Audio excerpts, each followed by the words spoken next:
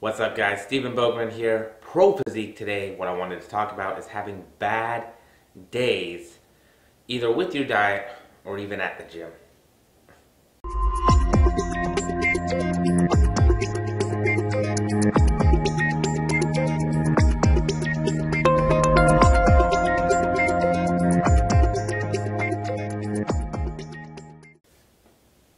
So, hey guys, I know this is a little bit different of a feel on a topic than what I normally talk about, but it's something that I've had some people dealing with as of late, and I think it bears mentioning because really in the fitness industry, and really I think society as a whole right now has gotten to this point where we feel like everything needs to be good all the time. If we're not constantly putting positive vibes out and we're not constantly having good things happen, we sort of lose our worth in terms of you should be paying attention to me or care about what I think, or my life sort of isn't up to par with everything else. I think that has a lot to do with the content that we as individuals choose to put out.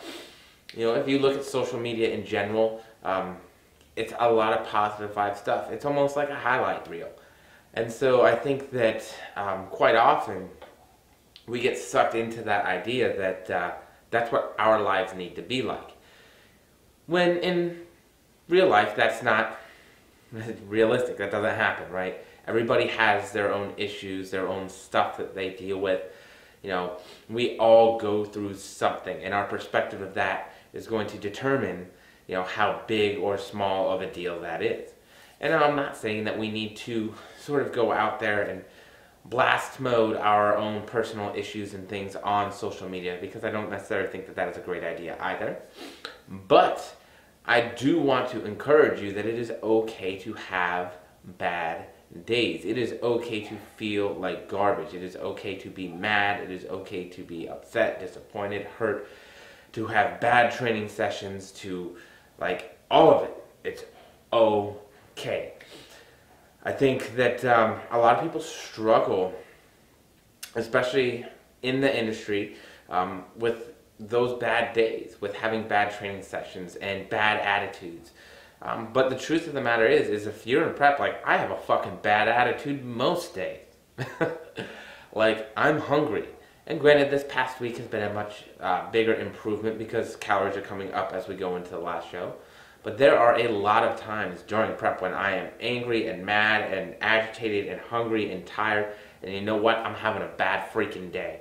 I think part of the process of being successful with that is just accepting it as it's a bad day. Like I'm gonna do what I can to make the best out of it, but it's not a great day. It's not my favorite, and embracing that, right?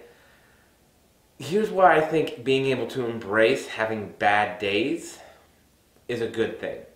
So first and foremost, let's talk about it from a training perspective. From a training perspective, if you are not able to have bad days, you are much more likely to injure yourself. Some days are just shit. Some days there are so many things that go into your training. Like, did you sleep? How stressed have you been? Cortisol and stress responses from said life stressors, right?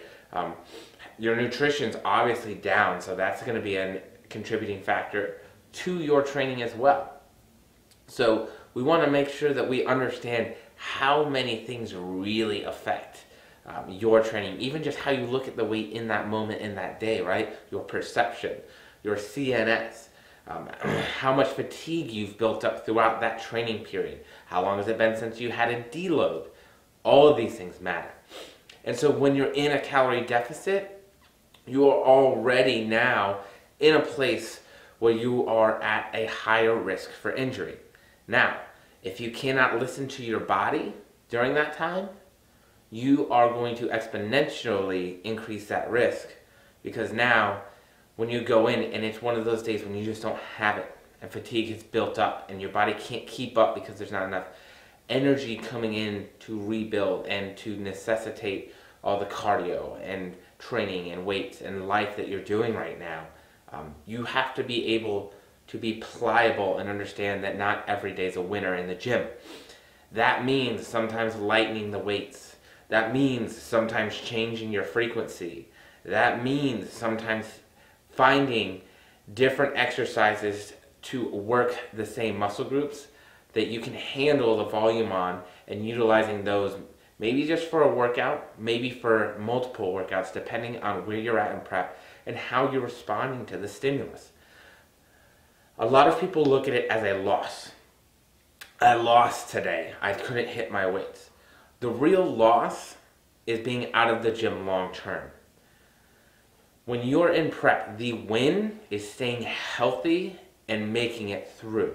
It's a marathon.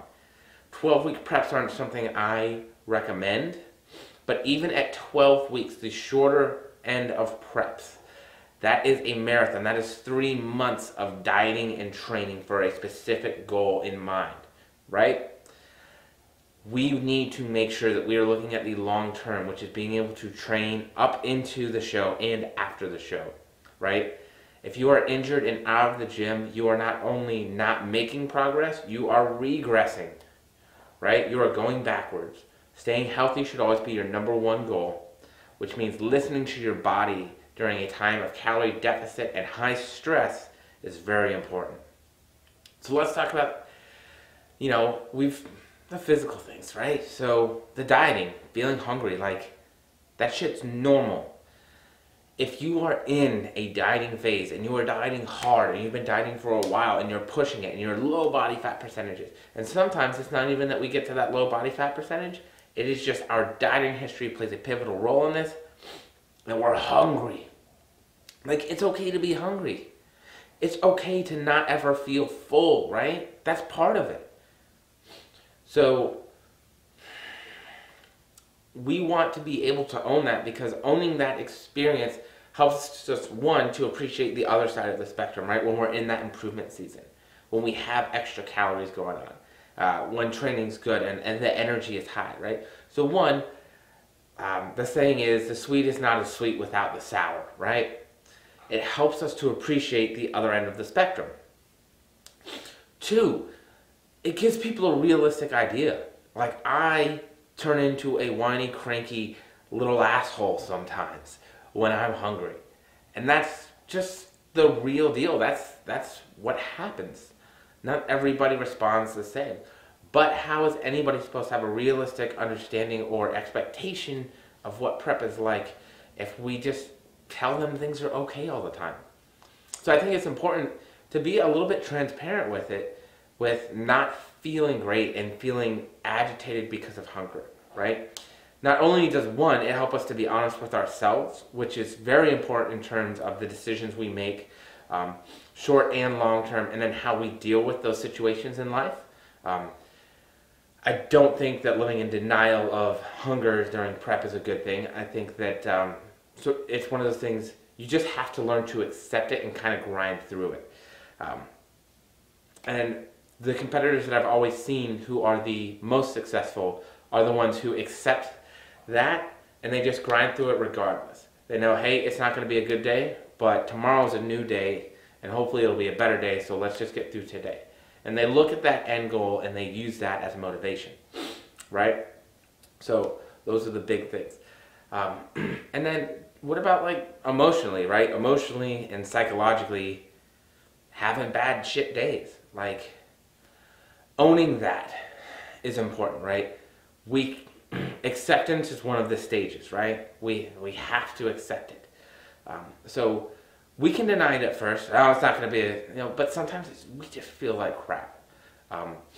Healthy behavior, healthy coping mechanisms involve us accepting the reality of the situation. So we want to be able to accept that we're having a bad day. Being transparent about the fact that you're having a bad day and you're pushing through it and that it just is what it is and that it's okay to have a bad day, like, that's important. Because if we think that everything needs to be sunshine and butterflies, well, we're going to be very disappointed when we get into that prep and we get into the swing of things and things don't go as planned. You're going to have bad days. The big ticket issue is how you deal with those and then making the best you can out of poor situations, right? And that's really what life's all about in general. So I want you to know it is absolutely 100% okay to have bad days, to be stressed out and to be hungry and tired and low energy and to feel like shit. It is okay to have to change some things up with your workout routine at the gym. It is okay to sometimes have to cut things short at the gym. You know, the big picture, we don't do it all the time. We're not just using it as an excuse to cut out hard work.